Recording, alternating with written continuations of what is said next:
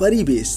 जी हाँ, परिवेश प्रकृति की ओर से इंसानों के लिए दी गई सबसे बड़ी और सबसे कीमत उपहार है।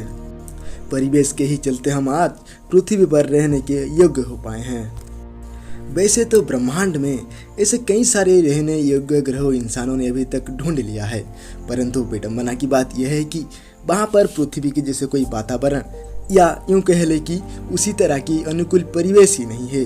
दोस्तों, परिवेश जब तक हमारे लिए अपना सब कुछ दान करता रहता है तब तक हम उसकी परवाह नहीं करते, परंतु जब वो मरुस्थलीकरण, डिसर्टिफिकेशन जैसे रूप के जरिए अपने कहर बरपाता है तब हमारी होश कहीं ठिकाने पर आती है।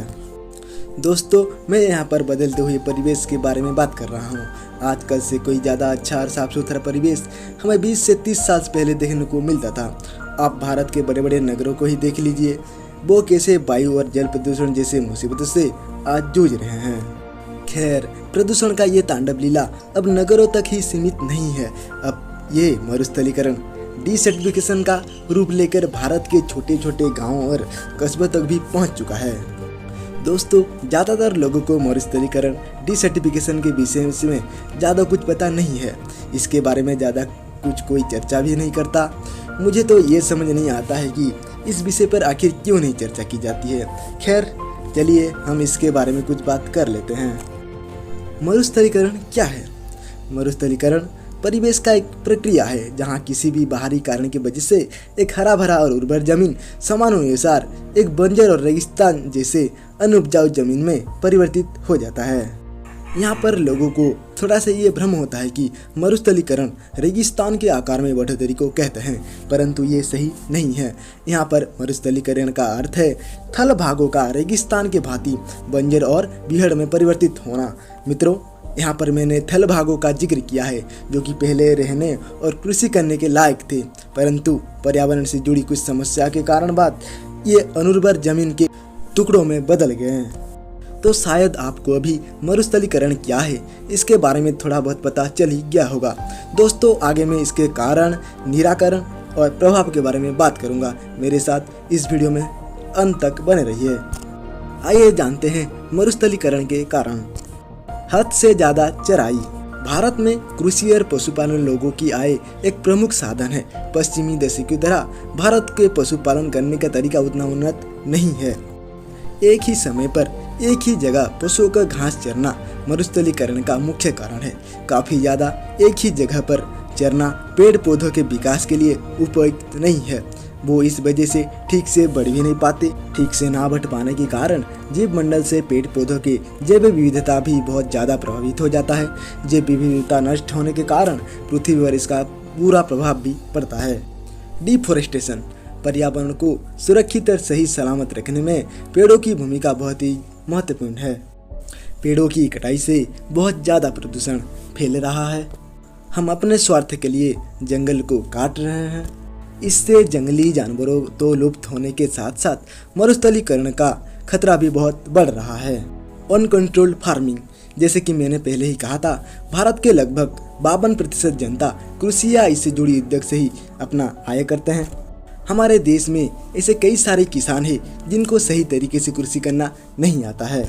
कई सारे किसान एक जगह पर कृषि करने के बाद उस जमीन को कृषि के लिए अनुपयुक्त समझकर उसे छोड़ देते हैं और एक नई जगह पर फिर से कृषि करने लगते हैं। इससे काफ़ी कम समय में भारी मात्रा में अनुर्वर जमीन बन जाते हैं। बाद में यह अनुर्वर जमीन मरुस्थलीकरण के चपेट में आसानी से आ जाते हैं।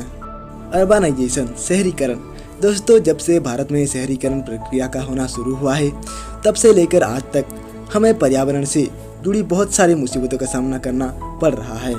शहरीकरण के कारण जंगलों का आकार भी काफ़ी घट गया है। जंगलों की घटने से वायु प्रदूषण बहुत ज़्यादा बढ़ गया है। आप लोग आए दिन दिल्ली का हाल तो देख ही रहे होंगे। Climate change. दोस्तों, ग्लोबल वार्मिंग के कारण पृथ्वी का वातावरण काफ़ी ज़्यादा गर्म हो रहा है। इससे वायुमंडल समय अनुसार शुष्क होता ही जा रहा है। शुष्क वायुमंडल के चलते जमीन भी सूखी हो रही है। Natural disaster. अक्सर बारिश के अभाव से जमीन काफ़ी समय तक सूखी रहती है। सूखे जमीन के कारण कहीं भी कृषि करना संभव नहीं हो पाता है।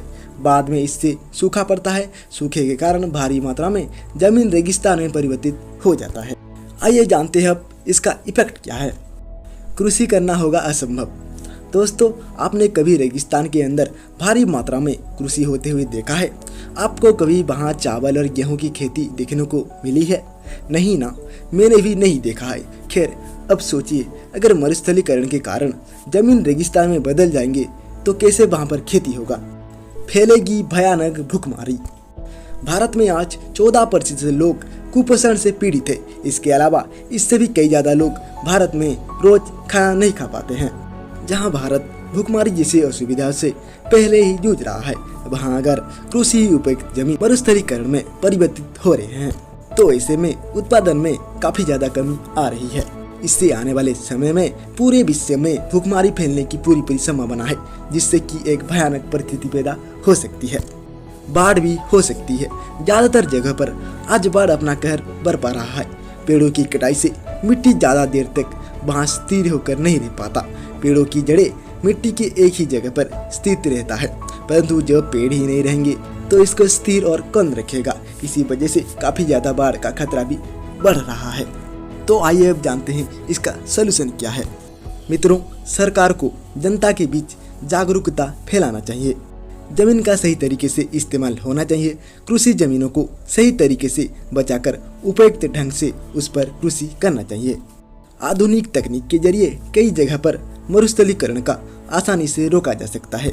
जंगलों को एक बार फिर से बढ़ाया जा सकता है। सही तरीके से चारागाहों का निर्माण होना चाहिए। इससे पर्यावरण के ऊपर कोई भी बुरा प्रभाव नहीं पड़ेगा। ग्लोबल वार्मिंग रोकने के लिए लोगों को प्रोत्साहित करना चाहिए। प्रदूषण को कम करते हुए इसके प्रति सजग रहकर हम मरुस्थलीकरण को रोक सकते हैं। मित्रों, हम क्या कर सकते हैं? हम ज़्यादा कुछ नहीं तो हम ज़्यादा से ज़्यादा लोगों को इसके बारे में जागरूक कर सकते हैं। अच्छा सुनो, चैनल को सब्सक्राइब करो, उसके बाद घंटी बजा देना ताकि अगली वीडियो आपसे मिस ना हो पाए। Thank you.